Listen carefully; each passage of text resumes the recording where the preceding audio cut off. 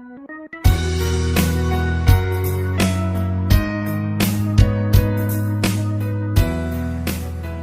everyone.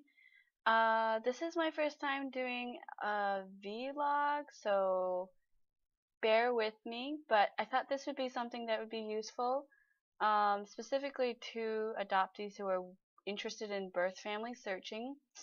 I understand that not all adoptees have an interest, but I also understand that other adoptees do have interest. So I thought it'd be kind of useful and important to share with you all um, my experience in the last 5 years of searching, and maybe this could help you to know the pros and the cons and so forth. So here we go. I would say that I have had an interest in searching for a long time, and I will give you some background information. First off, I was adopted from China in Kunming, which is a city in southwest China. It's the capital of Yunnan province, and it was in the year 1994. I was 3.5. So with that being said, I was actually born with a condition called club foot, and both my feet were actually severely turned in, which would affect my walking and standing abilities.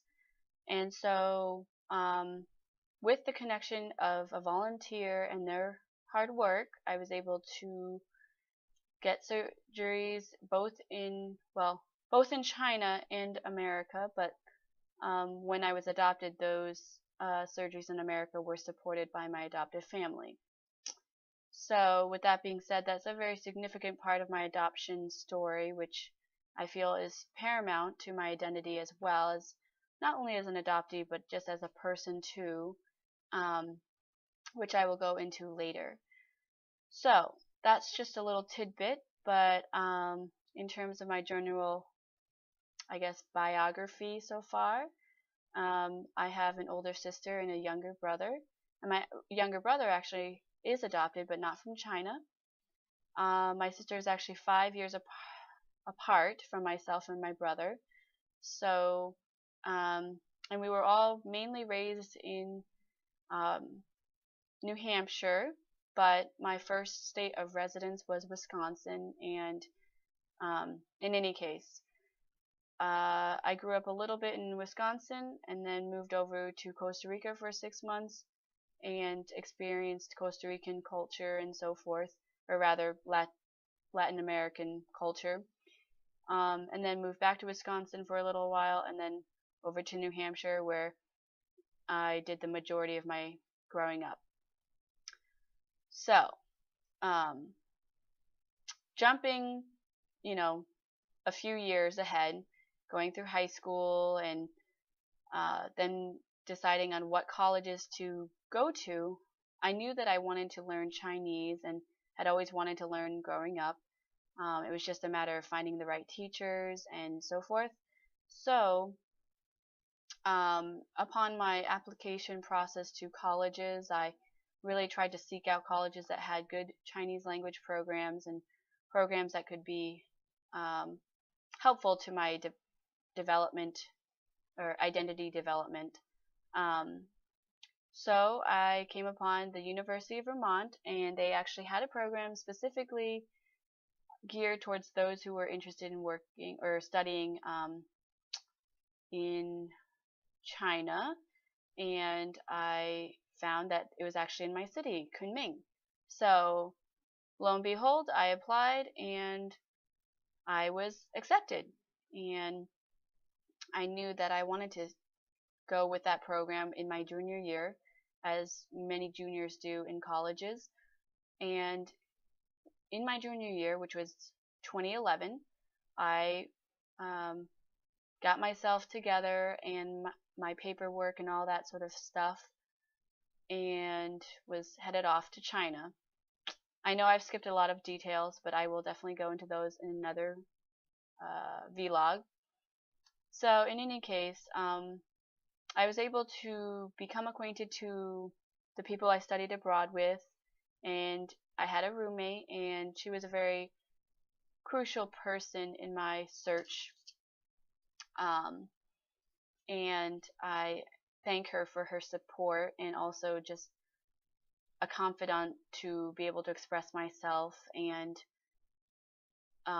share with her, my excitement, sometimes sadness, sometimes frustration, just my general process of the search. Um, so I started my search in late November, which unfortunately was poor timing on my part because that only left me a little less than a month to really get myself together before I headed back to America after a 6-month abroad experience. So I was able to connect with one of my teachers from the university, and um, this university is the one I was studying in China. So I was able to connect with him, and he and I spoke about my search, and he said, well, I know someone who might be able to help you. And I said, oh, that'd be great if I could connect with them. Turns out they work for the provincial TV station called Yunnan TV, or Yunnan Dianzhitai, and they had spent some time in America as well. So their English was a little better, um, but they were able to translate a little bit, and ultimately there was my teacher who was able to come to that interview too. So I had that interview, and then again, it was kind of, I would say, meant to be, and specifically to the dates because it was the anniversary of my adoption, which was in late November in 1994. So I find that to be kind of a significant detail there. So when I did that first interview, I was just hoping that I could get the word out, talk about my story, and see if anyone would reach out to me, whether it be a friend of a friend or any connection. I didn't really have any idea what kind of connections I could potentially have after doing that interview.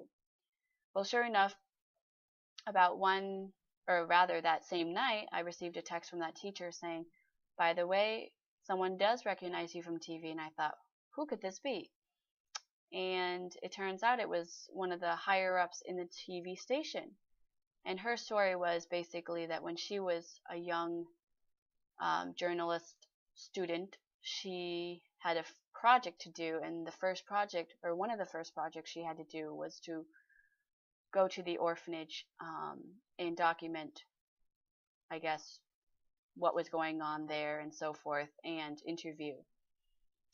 And when she was about to leave, she was interrupted by a young child tugging on her to gain her attention, and she says she remembers this child as being chubby and having curly hair. And I thought to myself, I guess maybe she would be speaking about me. And basically she remembers as a young 20-year-old that I was that child who got her attention. Now, as I mentioned before, having club foot, I wasn't able to walk properly. So I somehow managed to get her attention, and I found that to be significant only because memory is so interesting in that way. And I was very happy to have gotten the opportunity to have met her. And there was a few times in my trip that year that I was able to meet with her after. And she spoke about her life after that moment, and it was really great. And at the time that she was about to leave that orphanage, when she was starting her journalism career, she mentioned that she had tried to help me and support me financially, but at that time I was to be adopted. So that dream of supporting the orphanage or the children there was crushed for her. In any case, a few days later, I was able to go to the police station in which I was supposedly, I guess, passed through, so to speak, or approved in order to go to the orphanage. And I think I spent around 5 or so hours there. I first was told that I could just wait and sit with my then teacher. and we would meet with the chief there and other officers, and basically they would try to find my profile, or not my profile, but my record, and I was really psyched, but also nervous. Well, the moment of truth, when all the cameras were on and everything was all set, they got a file out and they started unwrapping it, and then they said, "Oh, we have the wrong file." And then from that moment forward, they did a small interview with me saying, "So unfortunately, we didn't find the file that was your file, but we would like to know, are you still interested in continuing your search?" And I said, "Of course, I don't want to give up, and I really hope to continue." The cool miracle in that situation was that the police were able to locate the person who had authorized my so-called finding or being discovered and being accepted to, I guess, potentially be adopted. She was not far, and basically she came to the interview and was on TV as well, and I remember thinking, I hope she could maybe know something. And she basically told me, "I'd love to help you and I'd be happy to support your search." She gave me her phone number, which was documented on TV. And for a little time after that, I would thought I should try to write her, or call her rather. But little did I know, I ran into issues with just reading her number correctly. So basically, it took me a long time to be in touch with her. And by that time, she had kind of moved on, I think, and decided she didn't want to really continue helping me. And from that point forward, I think I realized that, maybe it wasn't that she didn't want to help me, is that she didn't really know anything, because she was just a clerk in the office. She didn't really have anything to do with my actual search that I know of. So I'm holding on to hope with her, but I mean, given that many people change the numbers in China, I don't think I'll ever have a chance of finding her again unless she doesn't move from that city, which is, again, Kunming. And then a few days after that, I found out that there was a family, or rather, my supposed uncle saw me on TV and thought that I looked like his nephew. And I thought, wow, that happened quick. So I was told that I would be able to meet the family in their home village, or town, I guess, township, and possibly, do a DNA test and so forth. So when that day came, I was rather nervous. I knew it was about, I think it was about a 3-hour or so drive, which in Chinese standards, it's a very short time, but in Western or American standards, it's a long time to be in the car, especially with the kind of quality roads and so forth. So I was lucky to have had, again, that same teacher and some other reporters to come and support me in that connection, I guess. And basically, I was nervous, very nervous. I mean, I could barely speak Chinese at all, much less very well. So a lot of the TV documents me just sort of stuttering through. But basically, the first person I met was the uncle, and then I was surrounded by other people and the news reporters saying, "This is so and so, this is so and so," and I'm like, wow, this is a lot of people. And then I was wondering, where's my mom? And then they said, "Oh, she should be coming soon. She works in the farmers market area and she's out in the field or something." And then I was also greeted to my brother and my sister. And I thought it was interesting that my sister was not much older than myself, maybe, I think, 1 year younger. And my brother was maybe 2 or 3 years younger.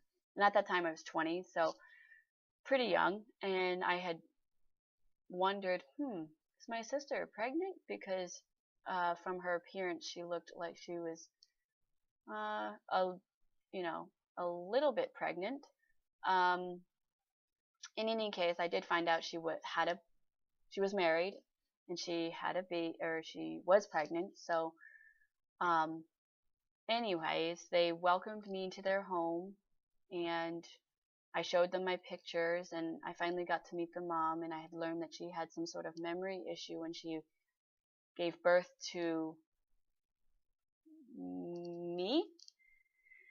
And um, the father, he spoke in everyone actually spoke in their own dialect, the county's dialect. So I couldn't understand much of what they were saying, and a lot of translation was happening with Mandarin and their dialect and English. Um, I tried my best to speak Chinese, but from that point, I didn't really know too much, or it was very hard to speak. And they showed me where they had relinquished me, which was at this what was a cemetery. And it was interesting because when I first drove into that village, I thought to myself, where was I relinquished? Could I have been relinquished in a more public place, like a market, like I've been told that sometimes children are relinquished, or maybe somewhere more private? I had no idea.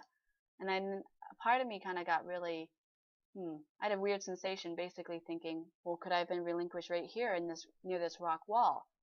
And it turns out that was where the cemetery was. And I even took a picture.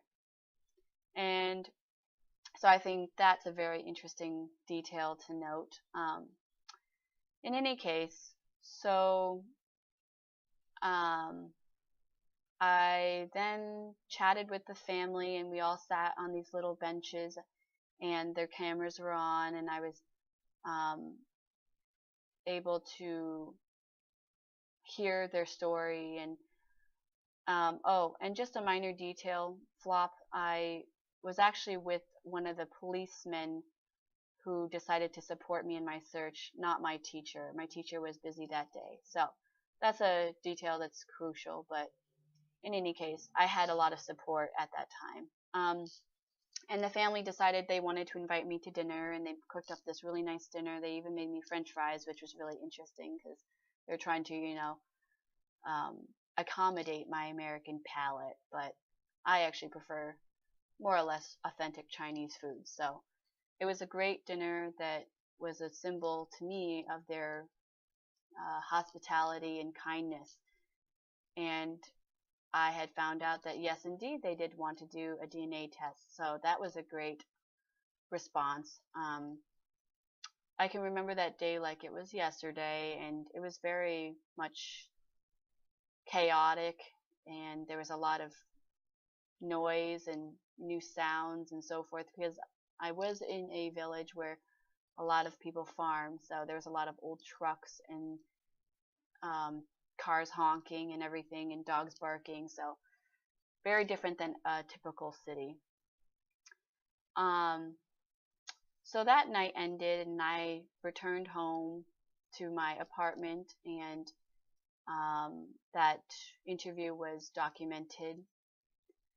And my teacher eventually, a few days later, said, okay, so you will be doing a DNA test, but it will cost this much for the family and for you. And I thought, uh-oh, I forgot about the cost. So I crossed my fingers and hoped that maybe I could try to support the family with with the DNA test. And with so much of the publicity, also from the newspaper, a food company from China decided we'll support her search and DNA test. So the DNA testing was covered, and I was ecstatic. And the day came in which I was going to do the DNA test. At first, they were planning to have me go to the hospital. So I went to the hospital, and then I told my teacher, I'm so sorry, I cannot do this test. I don't feel it's a very clean environment. And he said, that's okay, then we can do it at the forensic center. And I realized it was a blood test, so I was very much concerned about the needles. Not because I'm afraid of needles, but the cleanliness of them. So we went to the forensic center and did the test there, and that was documented in the TV show. And um, then the family did theirs, and well, first the father did. And I had wondered, why didn't the mother just come with him? And there was well, she was busy in the fields and so forth, so she couldn't come. So, in any case, eventually the whole the parents both did their DNA test, and I was eagerly awaiting the results. And then with another reporter, I went over to get my results at the same DNA, or well, rather forensic center. And she explained to me in English, are you ready to hear the results? And of course, cameras are on me. And I said, sure. And she said, well, I'm so sorry to say this, but there is no match. And I try to keep a straight face because I don't want to be emotional on public TV. And afterwards, the father with his brother, rather, a few brothers, came along and we all had dinner together. And it was really nice because even though I found out that we weren't matches, he wanted to still feed me like I was his child. And yes, I was 20, but it was a very important moment to experience because I knew that he must feel some sort of, I guess, anguish or discomfort and pain because he may have, after all, lost his daughter, but just not me. But he still treated me like I was his daughter. So, and after that dinner, or rather lunch, the reporter gave me a jade bracelet, and she told me that the father gave it to her to say, this is my gift to Ming, or Eamon. And I was very touched by that gesture just because I knew that he wasn't, well off or anything, but he was also very determined to show his care and love, I guess, as a father to me, even though I'm not his biological child. So that was an important moment, and I still do have that jade bracelet. And then unfortunately my trip came to an end, and I had to ship myself back to America and back to my studies. And before I left, I was notified by the TV station that there was one other family that wanted to do a DNA test with me. And I still had some funds from that food company from China, so they decided to do the DNA test, but they didn't want their identity to be known. So this is the second family that is the only family that is considered the unknown family in my search. They did the DNA test, and I still have my DNA in China, which again, that's a whole nother topic that's really interesting, but there was no match with them. And then actually the following summer, 2012, I was contacted by a family who lived in Chongqing, and they had interest in doing a DNA test with me. And so I decided that instead of using my DNA in China, I would use an American company and have them do a swab test. And I found this company actually just by random search. They're called DNA Center, and they're, I think, situated in Ohio. But I asked my parents or my adoptive parents to help me, and in fact, they did help me at that time. But even to this day, trying to communicate to this family from Chongqing that they needed to do this test, I still wonder if they did it correctly because none of the instructions were in Chinese. So there was a lot of translation for me to do for them to understand the process. And they even sent me photos, and I think we even did QQ chat, and I thought I saw so many similarities in myself with them. And there are some distinctions in myself, such as having curly hair and being paler in my complexion, paler in my complexion. and of course my foot deformities and so forth, which is another dimension there. But in any case, so um, basically I did the test, they did the test, um, they sent the test to technically my home, and then I sent them to the lab, and I got an email maybe a few weeks later saying, I'm so sorry, but there's no match between you and these people. And I thought, oh shucks. And just as a note, the reason why I did that method is because I thought there's only one me and there's many people over in China as well as abroad. So why don't I try this method? And then throughout my college career and so forth, I was able to be in contact with a professional searcher in China. Her name is Shishi, and I was able to connect with her, and basically she stepped up and told me I would be happy to help you search. I will provide you with, I think, about 500 posters to post around Kunming and other areas. I have connections that were able to do that for you, and I was very thankful. So I went about and had her help me with my search. Um, and with that search, I was able to be in contact with a fourth family, and they were actually near Kunming, and they were very, again, also determined to tell me that they were my family. And basically, I decided to use my DNA there because it would be easier, and I thought, again, they might have trouble paying for it, but somehow they managed, and I was able to do that test with them. And the aunt, or what would have been my mom's sister, she was the one that contacted me. So I didn't get too much of a story about the relinquishment, but I did get that she had a very, strong adoration for me, and that was interesting. But with the process of authorizing my DNA to be tested, that was a whole nother debacle that I will go into. But basically, I had to authorize it by writing a letter saying that I am okay with people using my DNA, which is an interesting concept. But basically, the test was negative, and there was no match, and they were pretty annoyed. So overall, what I learned was so far is that I had to be careful with my information, my personal information, and even with reporters, and indicate that I don't need to disclose any identifying information, just to keep my self secure and make sure people have the right motives. But as for the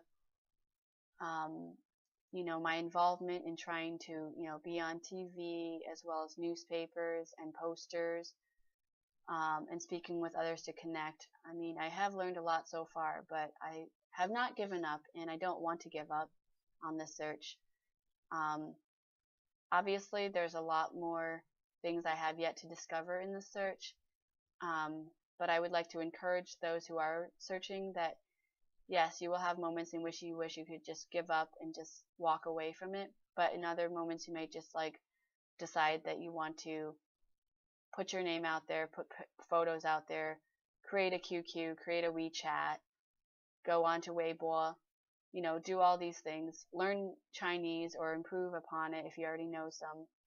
You do all these things to try to understand where people are coming from, because ultimately the most important thing I've learned in this process is connections.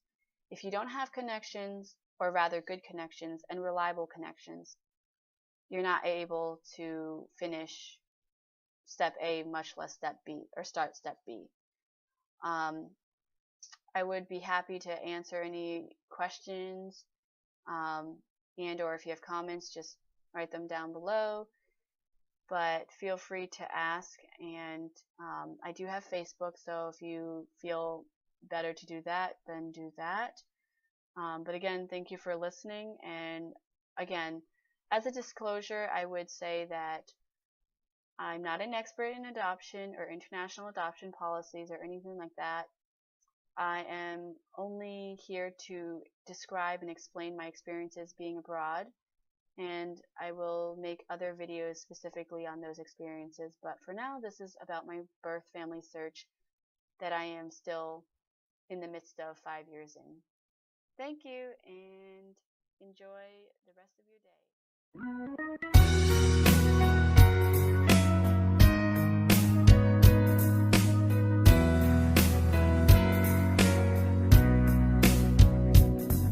我看见天空很蓝，就像你在我身边的温暖。生命有太多遗憾，人越成长越觉得孤单。我很想飞